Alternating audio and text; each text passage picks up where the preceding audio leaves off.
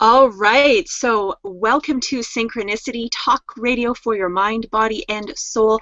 I'm your host, Marie Bernard, and we're joined today by Mr. 2020. He is a Neville Goddard expert. He is a coach.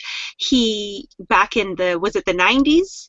You were 1989? 19, oh, okay, back in 1989, Mr. 2020 was in one of the largest prison riots in U.S. history. He was taken hostage. He had a near-death experience. It changed his life, and he now teaches and coaches people on how to live their best life. And today,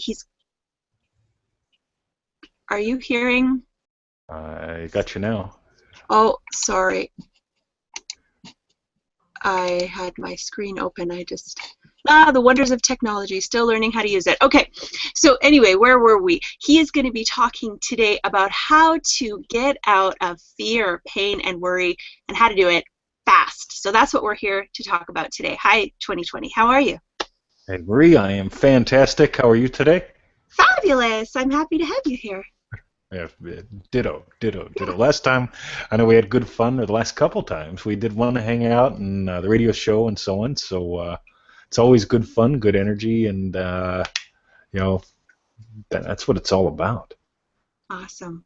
All right, well, let's talk about, the concept of fear. I think the way this came about is you have a couple of Facebook groups through your website, freeneville.com. If you're new to Neville Goddard or 2020, you want to check that out, freeneville.com.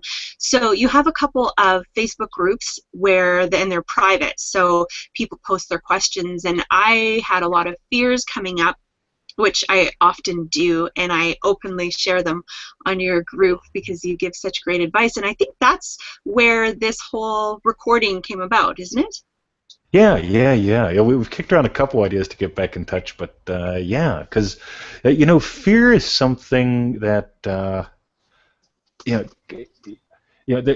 the cute little acronym, false evidence appearing real, and that's all nice. But heck, when fear got you, false evidence appearing real isn't going to help you all that much, and we really got to deal with this bugger because our whole society is, as far as I'm concerned, we have this global energy crisis, and that's driven by a global creativity crisis, which is driven by, we've got a lot of fear out there, and that just stifles it all. So if we could have a little bit less fear, I suspect we're going to have a lot more energy and a lot more creativity, and people just being themselves and doing what they're here to do.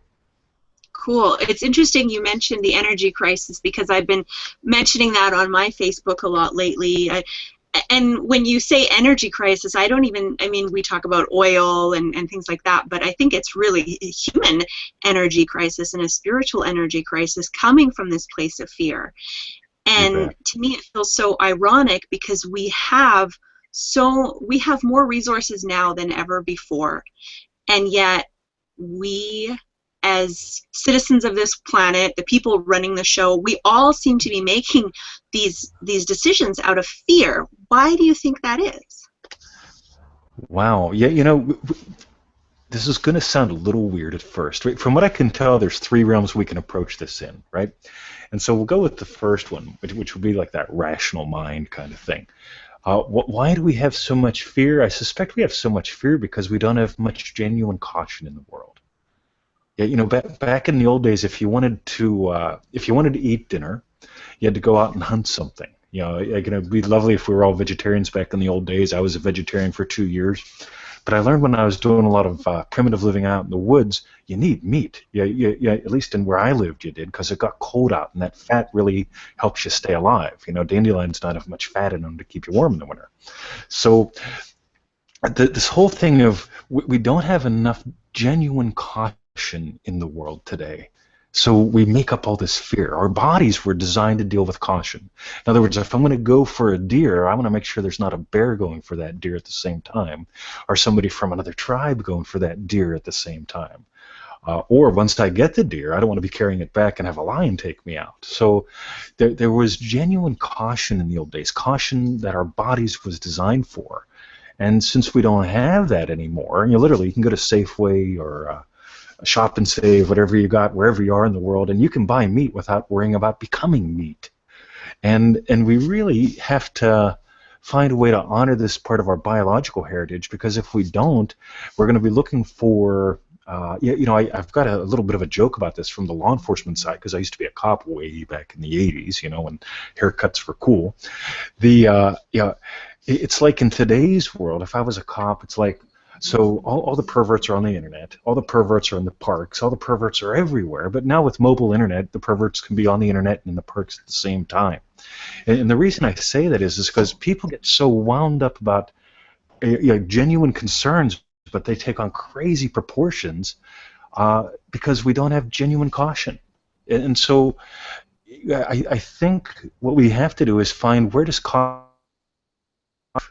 because if we don't have genuine cautions to actually have that biological part of us turned on to, like, I want to make sure I lift properly so I don't blow my back out, that kind of thing.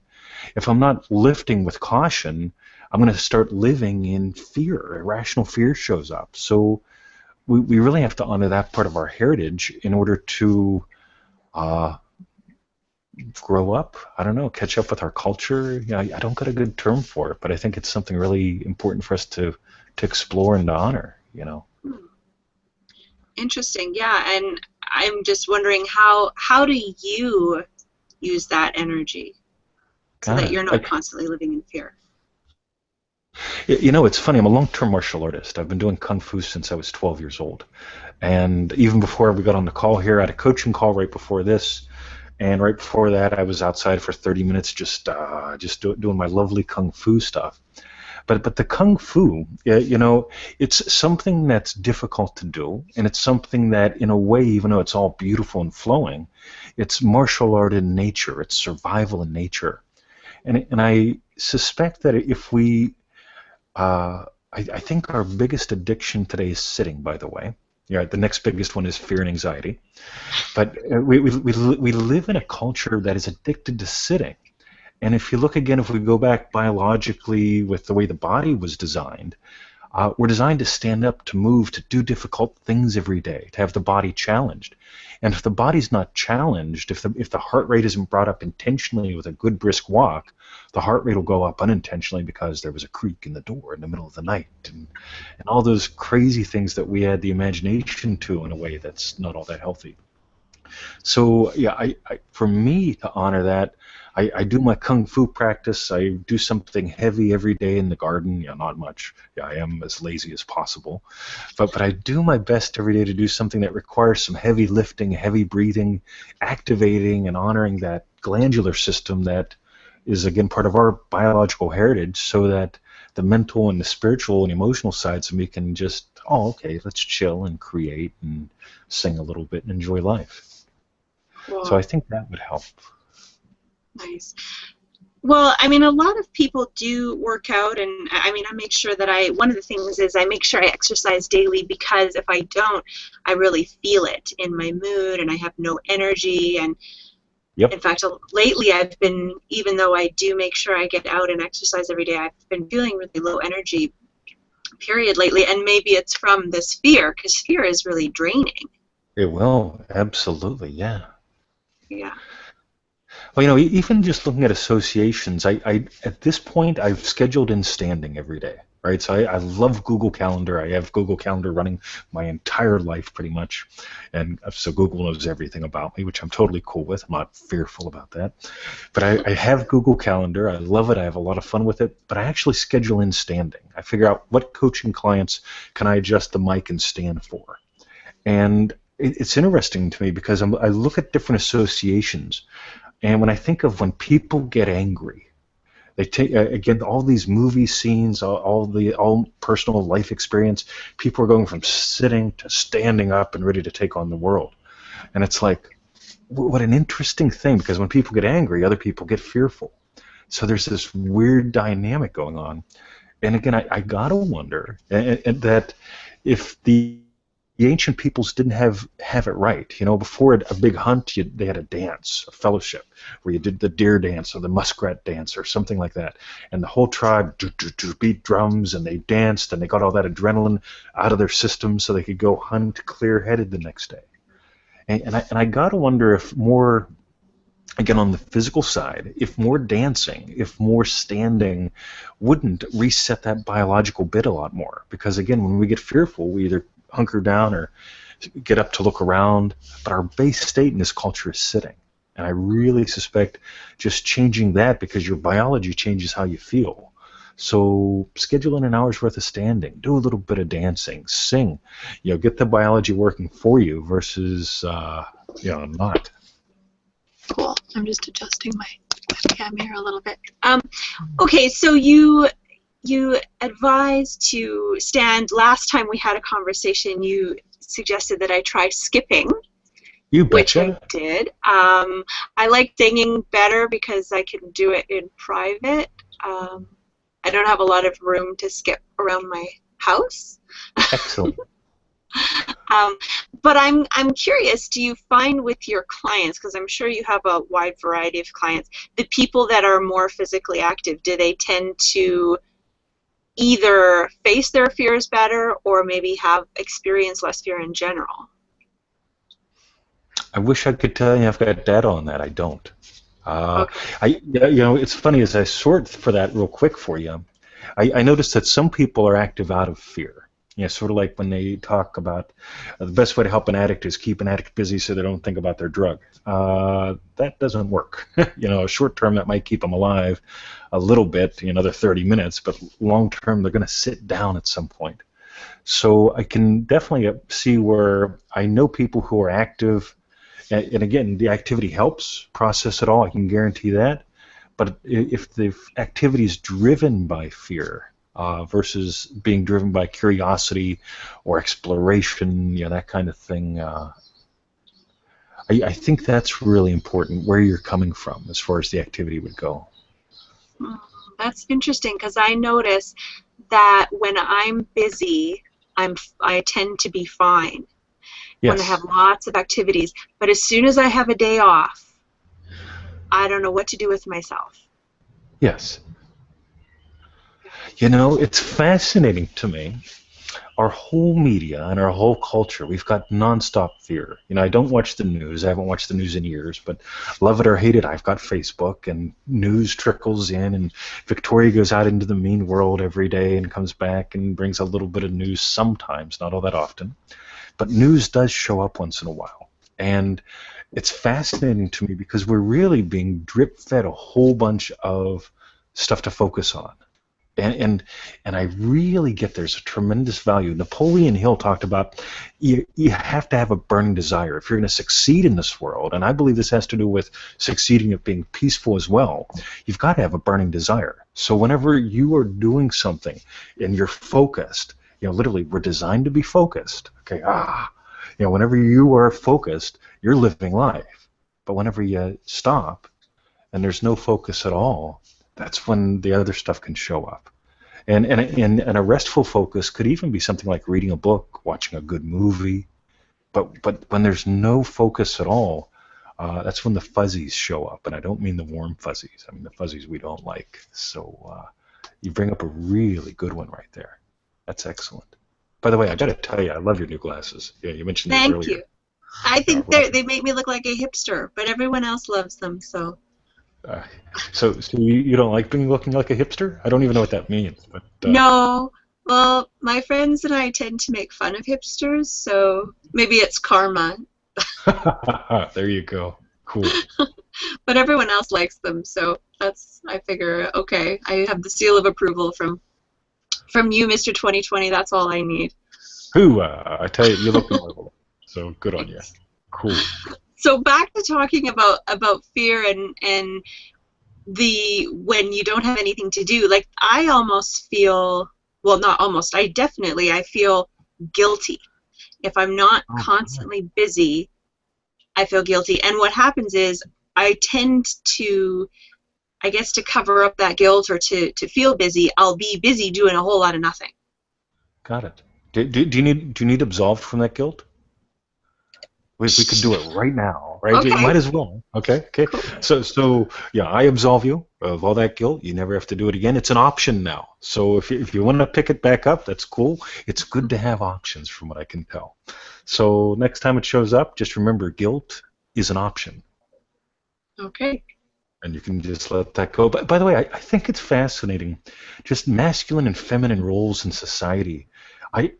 For men, I get that we should feel guilty if we're not protecting the family and working hard every day. And for women, I get that you guys have a different way that guilt shows up. It's almost like you always got to be doing something to the cave or something, or taking care of the kids or something.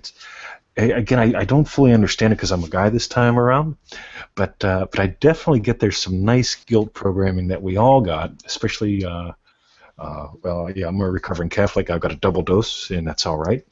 But it's fascinating to me when stuff like this shows up because we don't need it. It really is an option. We can motivate ourselves without guilt.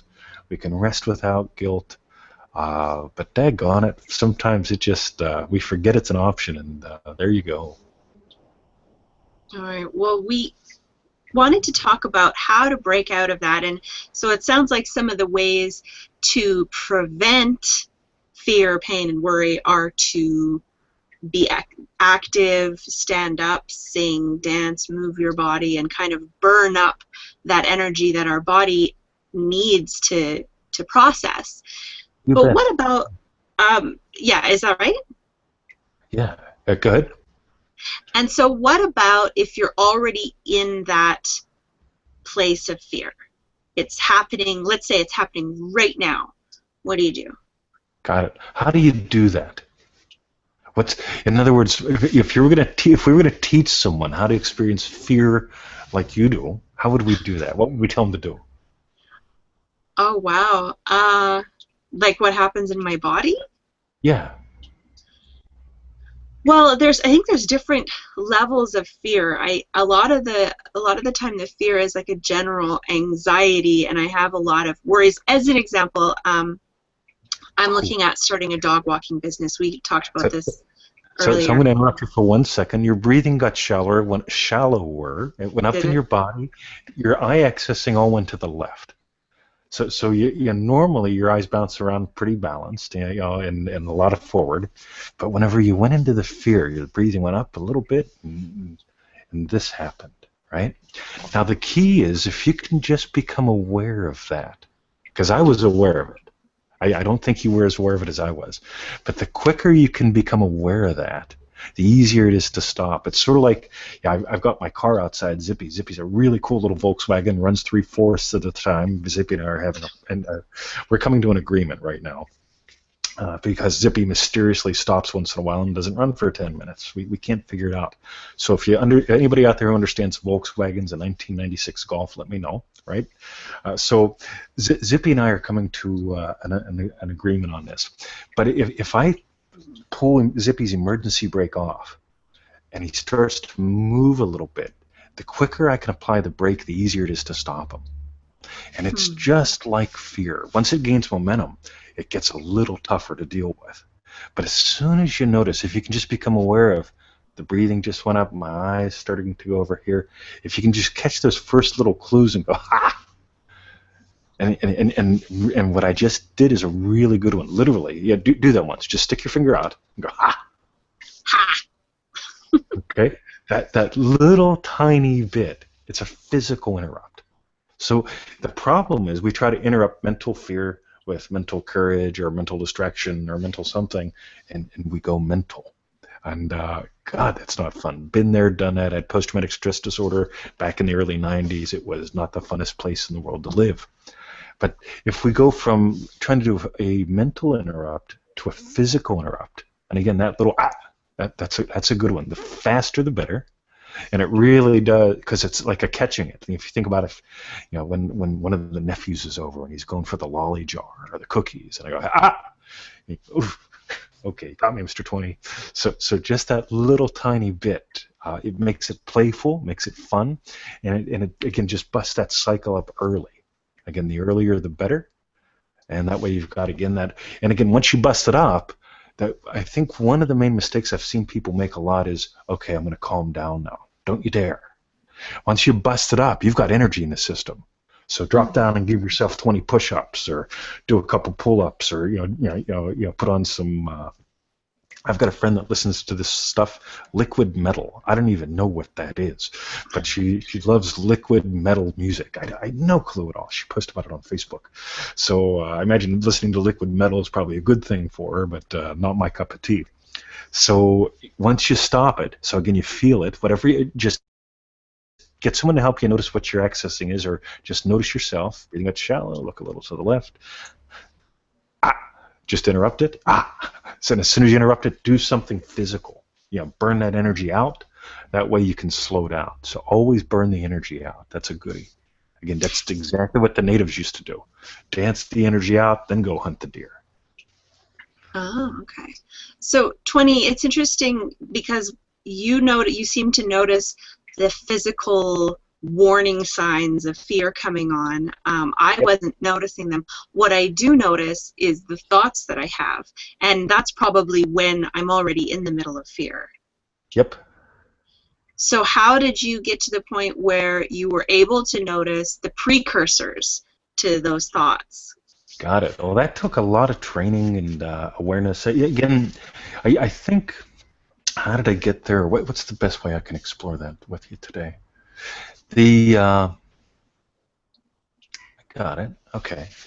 So if I could give everyone a little bit of homework, it would be this.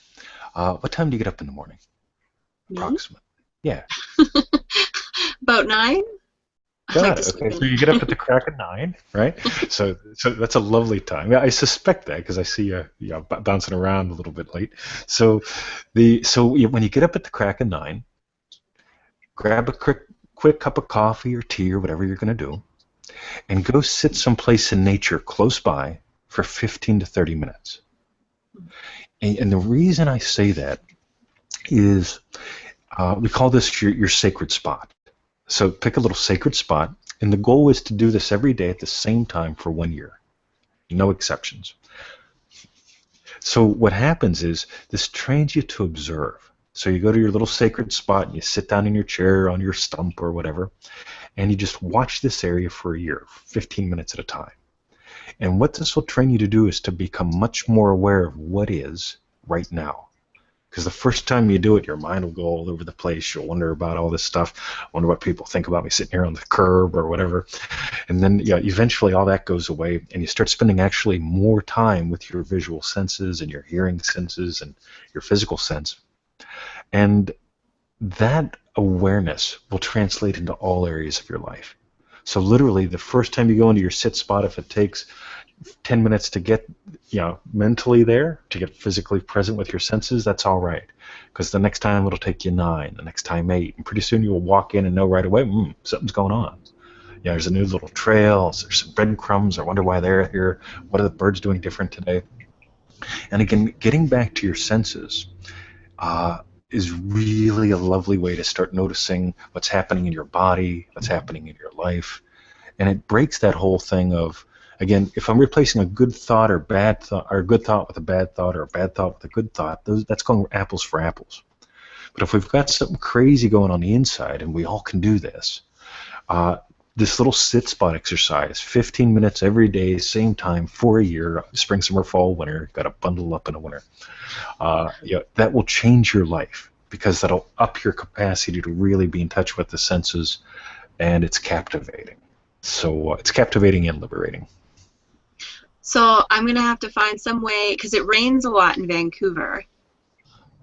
So I'm picturing there's a park by my house, so I'm picturing the bench, and I'm going to have to maybe bring something that I can sit on the bench, because at least 40% of the year I'm going to have a wet butt if I sit on this bench. So. Okay. I used to have this great little butt cushion. It was a hunter's butt cushion. I have no other way to explain it. But it was a nice little butt cushion that actually had a strap that went around my waist. So I could carry my umbrella, right? So literally I could carry my umbrella, the butt cushion stayed on my butt, and I could eat like in 4 minutes, get to my little sacred spot, sit on my stump, hold my umbrella if I needed it, and life was good. So definitely pick your accessories wisely. And, butt cushion. Okay, I'll be looking for one of those. Cool. Cool. All right. Well, the topic was how to get out of pain, fear, and worry fast. Yep. So we've Cool. talked about fear. Yep. Worry and fear are kind of similar, right? Yeah, I find worry and anxiety to be interesting because anxiety almost tends to almost be nameless. I've got this feeling. I've been there, done that. Worry seems to almost be projecting onto something. Oh, I'm worried about the comet, or I'm worried about the war, or I'm worried about something. And the cool thing is, again, the more you become sensory data oriented, or able to be sensory data oriented, the more you're going to notice the feeling shows up, and then you apply it to something. So, and it really is really cool. We did an experiment years ago where we had 12 course participants keep track of their emotional states for a week. Like, so how often they were getting worried, how often they were getting sad, angry, whatever. And one of the coolest things that we found was it always happened on a very predictable cycle. And once you got that down, we would know. So we decided, okay, let's pretend there's something out there that triggers the cycle. Let's find a way to remove that and see what happens. And sure enough, one of the fellows who said, well, every time my daughter comes home, it's a wreck. It's always in the middle of the afternoon, and it's a wreck. And I said, cool. I need you to find a way not to be at home 3 days in a row at that time. And he's like, oh, that's no problem. So, he goes to his park, sits on his park bench, and he notices right about the time the daughter would be getting home, he's like ready to yell at somebody about something. And so he got to learn it wasn't triggered by the daughter. It was literally, it was time to be angry. And so he found a way to get angry about something. And our emotions are really like that. We become hooked on the neuropeptides, the biochemical soup in our bodies. So, which basically means if you keep having a recurring emotion, you're going to get addicted to the chemicals associated with that emotion. And so, when you're playing with stuff like this and you decide, literally, I get that this fear isn't real, right? And so you find a way to process out the thing by getting active, so on and so forth. But really getting that, we almost as a culture tend to almost have withdrawal from negative emotions, especially. So when you decide, I've had enough of this repetitive one, I'm going to do what I can to bust it up. As soon as you get to the point where you notice, again, it's like the daughter's not the cause, you get to have fun with it. Oh, it's 3:30. What am I going to get angry about today? And just that little bit of curiosity versus I'm a victim to the daughter, or it upsets me that I'm like this. We just move through 2 steps and get to the third, which is I'm curious about how I'm going to get upset today. What's going to make me mad today at 12:45, and which is in 15 minutes. So, and again, you get to notice these crazy things and just notice, what? There is a part of me that's so conditioned, so addicted, so cyclic, and it's time that I grow out of that, pick something new to play, and trust me, it will change your world. So, 20, I'm curious about that. It brings up a bunch of different thoughts for me because I know you mentioned you had PTSD in the early 90s, and you have a book, PTSD Free, with tips on how you broke out of your PTSD. But I know that for you were doing martial arts, you were pretty self-disciplined prior to this hostage taking. And what about for those people who have, like myself, like trauma from childhood, and it's almost like on repeat, like with your clients who notice that they're getting upset at 3 o'clock every day. I mean, as you were telling that story, I was kind of wondering, so I wonder what happened in his life at 3 o'clock way back when to put him in that cycle.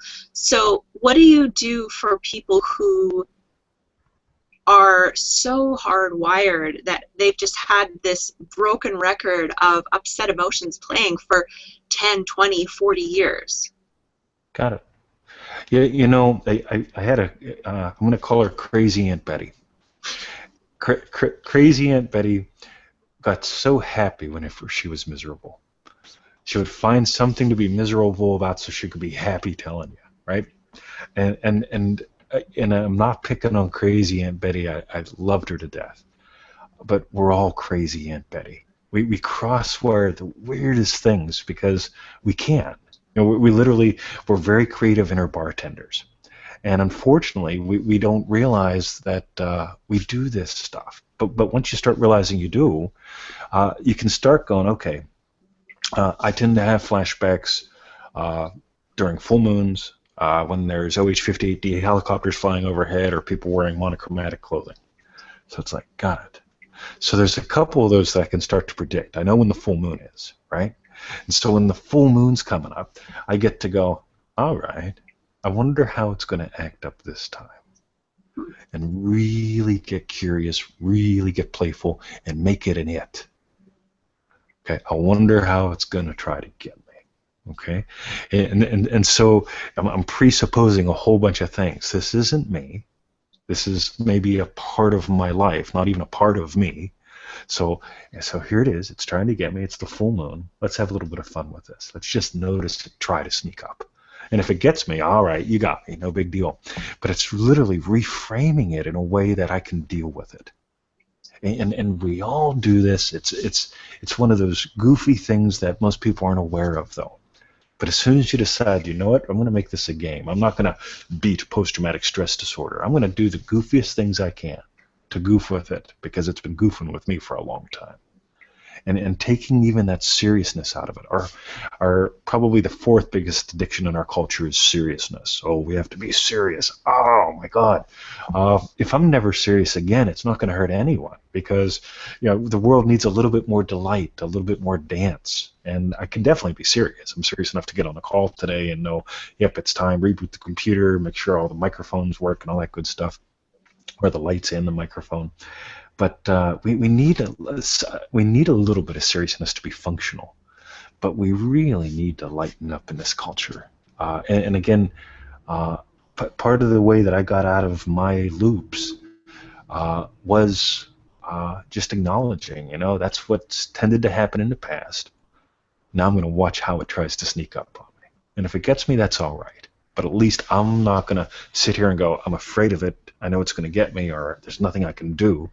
Those two frames will make sure there's nothing I can do, or they'll have me be upset before the upset gets there. Versus just, all right, come on, bring it on. Let's see what happens. And that changes a lot. And so, well, speaking of delight, before I ask my next question, I want to ask you about, I noticed there's some rainbow action happening on the wall and on your face there. Oh, wow. Oh, I see that. Okay, cool. Yeah, what's that?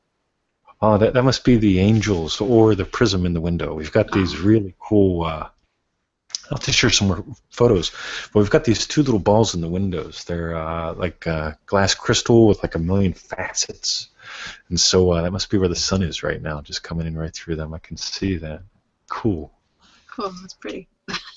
And now that I've mentioned it, it's disappeared. The sun must have gone behind a cloud or something. I see it's back. There it is again. There it is. Cool.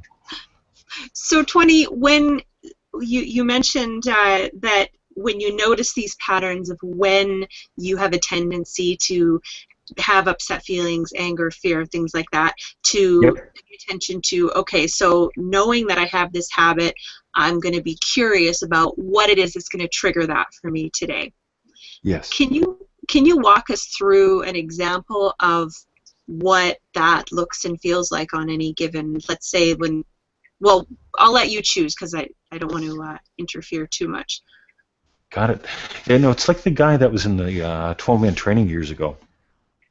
Once he firmly got it, that it wasn't his daughter, that it was pretty much predictable like clockwork, he got to basically start setting his life up more like a game. So there's two ways we can approach this stuff. One's being at war with it. And I noticed, at least in my case, being at war with PTSD was not winnable. It was almost comical, being at war with being at war. It's just crazy. Versus all the things that are in that book and the stuff that I talk about now, it's goofy. Literally going, all right. Yeah, and I think that's the first thing to notice. What are your patterns? What are the things that set it off? Is it again, there is that point, the degree that it happens like clockwork. It really does. There's also the thing that don't happen like clockwork contextually.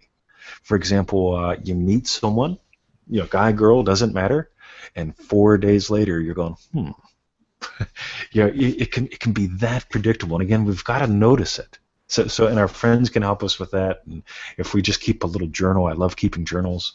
Yeah, that can help us as well, because you can notice, I met a really cool guy on Sunday. And then Thursday, I don't know, just something that popped up. We are really funny with this stuff. And so if we go, I met this really cool guy on Sunday, and on Wednesday you're going, all right, tomorrow's the day. Tomorrow's the day where it's going to show up, where I'm going to question something about this guy. As soon as you can get just that little tiny bit ahead of the game, it shows you two things. One, these states are smaller than you. And two, you're faster than them. And them being smaller than you and you being faster than them, again, that gives you the wiggle room to know, you know, there's the guy. I met him on Sunday. Now it's Thursday. This is when I predictably get a little nuts. Good. And you can just sit with that and just let it process out. And you do that enough, it will definitely lose its sting and definitely lose its control. Okay, I have a simple example that I'm sure many people experience when they're shopping. The grocery store by my house, my opinion is that it's poorly managed and understaffed and all of that. So if I go there and there are huge lineups and it looks like I'm going to be waiting in line for 15 minutes, I can feel myself get agitated. Sometimes I'll even just put my basket down and just calmly walk out because it's not worth the aggravation. So what might that look like? Because sometimes I'll go in and I actually know, like, if I'm already sort of in a bad mood, I'll actually avoid things that there I am looking again. Oh, but this time I'm looking up to the right. What does that mean? that as soon as you become aware of a pattern, it starts to change. Okay. That's cool.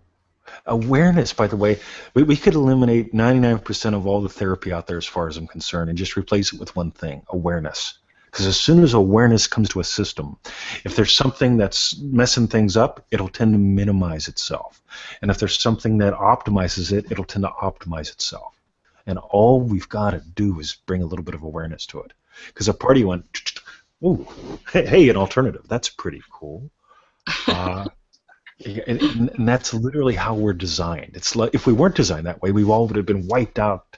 My gosh, we wouldn't be here. There'd be no Google. So your grocery store thing. Do you have anything else with that scenario? Because I'd love to dive into that. Well, I just want to say I think that having the webcam helps because I wouldn't have been able. I saw my eye because there's a slight delay.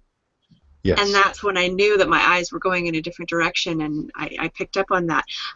But that's all. So yeah, if it's interesting if you maybe talk about things that trigger you, and watch yourself on, like, talk about them on camera and then play it back. Yes. You'll probably get some good insights. I've learned more. Back when I got started online for the second time, it was February 2002. I got on eBay selling some audios and videos that I was making, right? Basically, most of them were martial arts or neurolinguistic programming related. And I learned so much by making products and then listening to myself, going, holy crap. Yeah, just or seeing myself, just going, wow, I didn't know I did that. And I didn't try to change it, but just by being aware of, oh, when I started recording, hey, this is Mitchell's 20 oh, I'm too high. Why am I high? Oh, I'm in there making images about something. Wow. So I'm not even paying attention to the camera. So then I'd slow down, and the next time I'd shoot a video, and if you saw my old videos, you'll notice after the first two, because that's when I caught the pattern, when I start the recording, I actually stop and look at the camera. And it's my way of I'm not slowing down consciously. I'm actually, instead of looking for the images on the inside and responding to them and talking real fast and being lost, I'm going, all right, there's the camera. I'm physically looking at the camera, and that busts that state up. So nice. Again, if there's crazy on the inside, go outside. If it's crazy on the outside, go inside. Interesting. So we always have more resources than where we're stuck. So your grocery store, right? Yeah. I'm the same way. I do not do well. I call it Thorazine land, right? I used to work in an old folks home, and probably 20% of the patients were on Thorazine, which basically has you sitting around and drilling in a cup. And so I go to the grocery store, and people are walking through like they're all doped up, and then they're in line, and they're all doped up, and the cashiers, they're moving like Tai Chi masters. Beep. Would you like this one in the bag? And I'm going, ah, right? There's just a part of me that there's just, ah, right? So in Chinese medicine, the emotion of anger, of frustration, those have to do with the liver and the gallbladder. The liver and the gallbladder are in the element of what's called wood. Wood is the energy of work. If you think of what wood is, you get a tree that has all these rootlets going down and branches coming up. So there's work and interconnectedness. And there's nothing better than, I love community projects. If I can get together with 5, 10 people and clean up a park, that's cool to me, because then I'm getting to know people. We're stabbing dead cans with sticks and putting them in a bag, that kind of thing. It's good fun, yeah, because we don't want to blow our back out. So we're working intelligently, we're having fun, we're making friends. And there's the energy of wood doing something really cool, right? So if I'm stuck in line and I can feel there's energy showing up, the first thing I do is I notice, what kind of energy is it? Oh, it's wood energy. Okay, it's not anger or frustration. Those are what we would call it in English maybe, but I'll just back up to the Chinese thing because Chinese things are cool. They're from faraway lands and it's mystical now. So we go to that little mystical thing because rationally, I can't solve the store's problems. Yeah, they are understaffed, they are underpaid, whatever. It gets me upset. So I try to watch my P word on the radio. So we want to eliminate all that, and I just go, oh, that's wood energy. Cool. What's wood energy want to do? It wants to get some work done. It wants movement, and it wants to connect. And so I start connecting with the people around me by asking them work-related questions with their food. So again, it might sound ridiculous, but it honors the energy. So I'll turn and I'll go, wow, what are you making with all that stuff?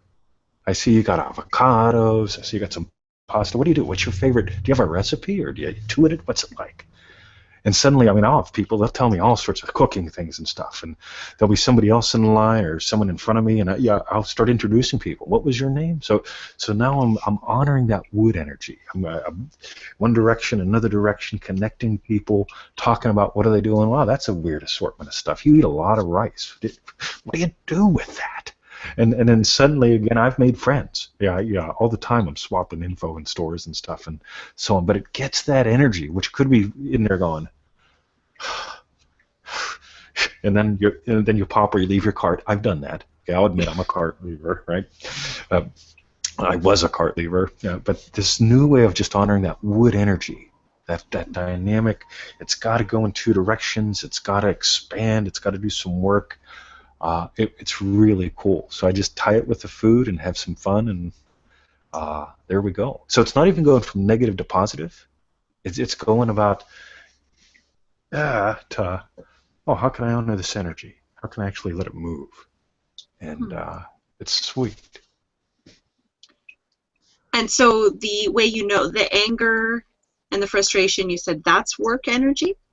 You bet. Yeah. So yeah, in Chinese medicine, the liver is associated with anger, frustration, and again, if you think about humor, again, I don't watch much TV, but I grew up with it, right? And I do watch a couple movies once in a while.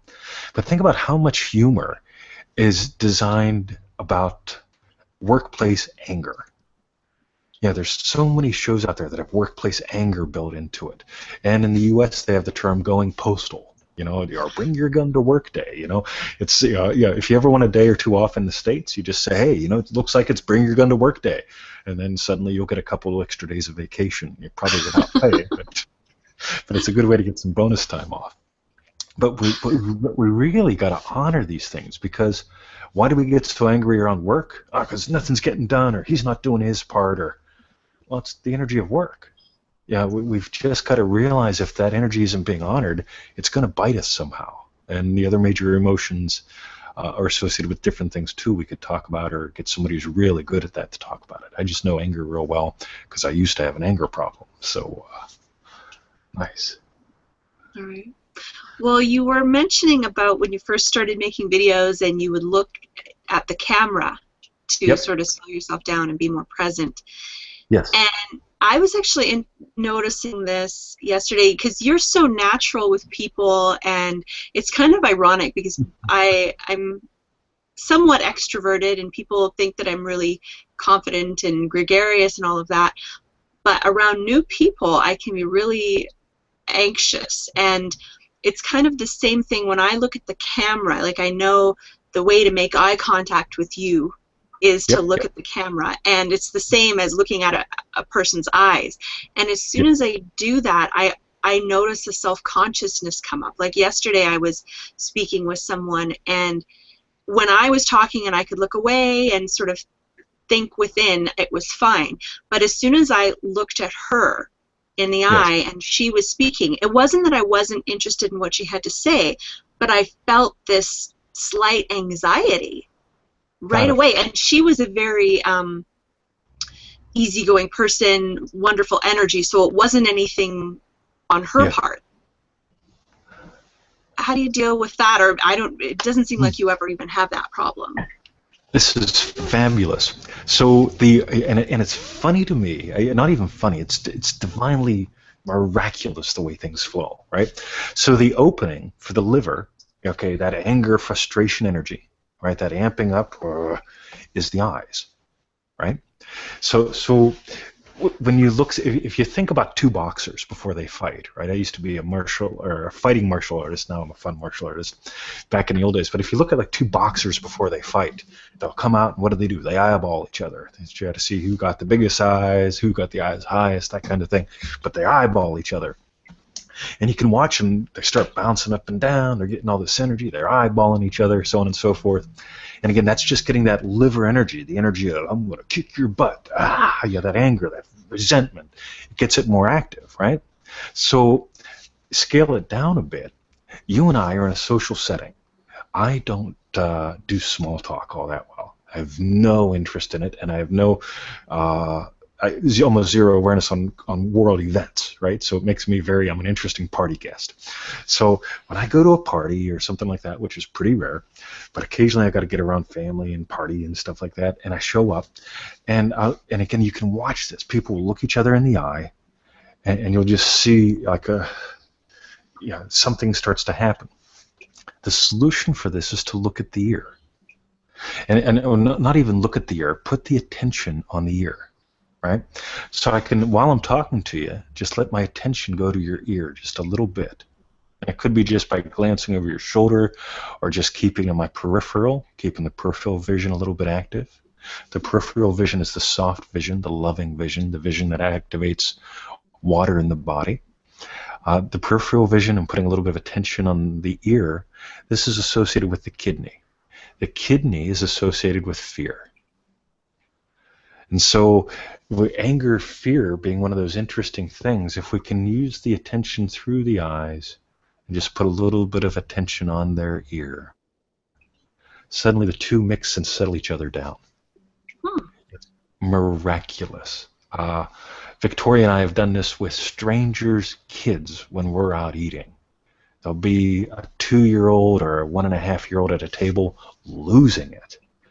And the parents are trying not to lose it, and then they're bending over looking at this little human in the eyes saying, "Stop it, Jimmy." And Jimmy, right? It just comes right back out, right? And we'll sit there and I'll say, "Hey, babe, pick an ear." And she'll go left, and I'll go, "Got it, right." And we'll each just sort of gently focus on the bubby's ears. And in Chinese medicine theory, attention, or energy follows attention. So anything we give attention to, we're giving energy to or drawing energy towards. And so we sit there and just relax and look at Bubby's ears. And then you can watch Bubby. He'll start to settle down. And if the parents act up, I'll take one of the parents. Victoria gets the baby, I get the parent. And I'll look at the parent's ears. Just not staring, but I'll just keep it in my peripheral vision where it's soft while I'm eating my food. And everything settles down. So you can try that as a neat little trick anywhere, anytime. And it's lovely to just watch how it affects everyone. Yeah. Interesting. So are they able to see you looking at their ears, or is it just you looking at their ears that makes a difference? Like you could be behind them or something. Correct. I don't even got to see them if I just put my attention on the ear. Uh, so we tend to think attention has to go through the senses, but it doesn't. That's a more advanced thing to explore. But yeah, just putting your attention on the ears, you can watch people soften. You can do it to the person who's two people in front of you in the grocery store who's about to lose it because the grocery store is understaffed. Yeah. So you can just sit there and just sort of gently put your attention on their ears. And literally, you'll watch the body, it'll wiggle a little bit, it'll settle down a little bit, they'll soften a little bit. It's miraculous to watch. Do you ever get self-conscious? Wow. I grew up, I came across Wayne Dyer's Erroneous Zones in Napoleon Hill's Think and Grow Rich as a wee little kid. And I decided that I was tired of being me. I was shy. My mom and dad split up when I was 7. Grandma died they split up I think when I was 9 or 8. Grandma died about the same time. Life sucked. I really went in, and I was tired. I couldn't handle that for long. It was just rough. And so way back in the day, I used to set goals. I used to be a goal setter, I'll admit it. So I had a little notebook. And on the little notebook, I had every day of the week, and at the top of the page, I had talk to someone, right? So every day before I got home from school, I had to talk to someone, right? I was so self-conscious. It was amazing. So I figured out early on that store people were hostages.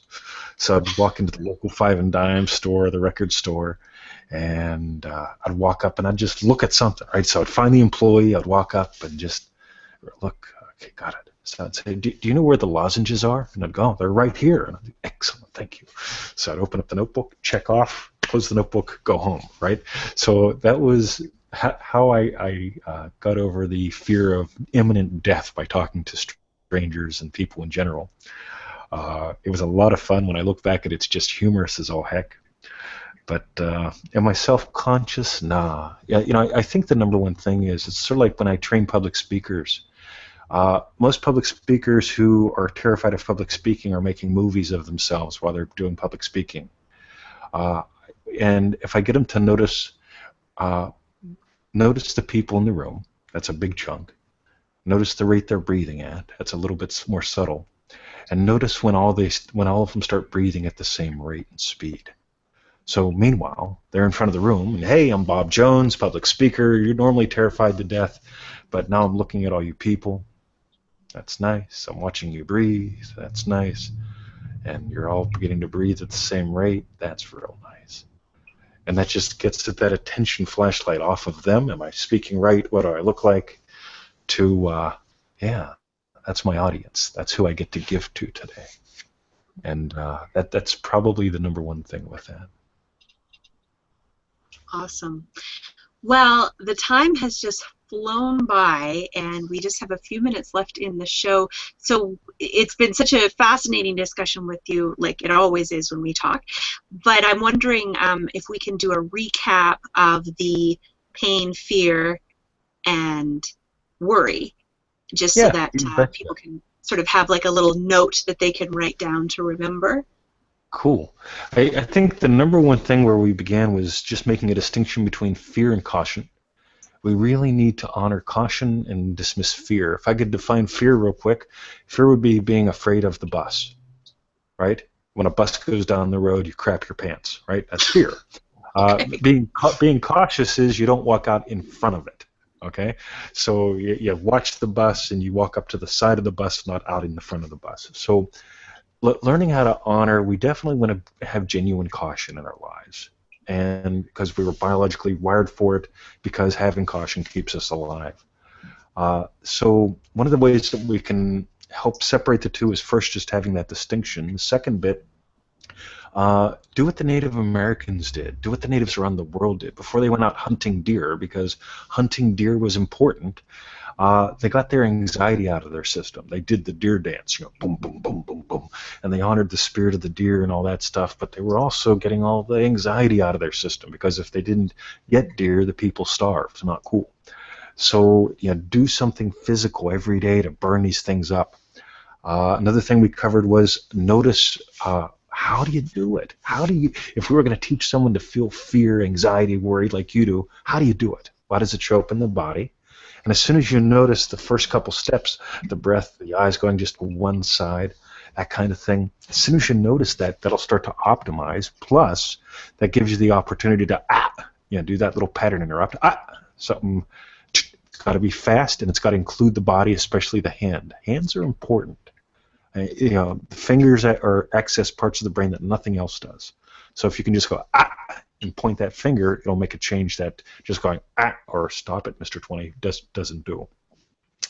And probably in close to finality, the sit spot thing. We didn't talk much about the Neville side of the coin, but I'll go in both directions real quick.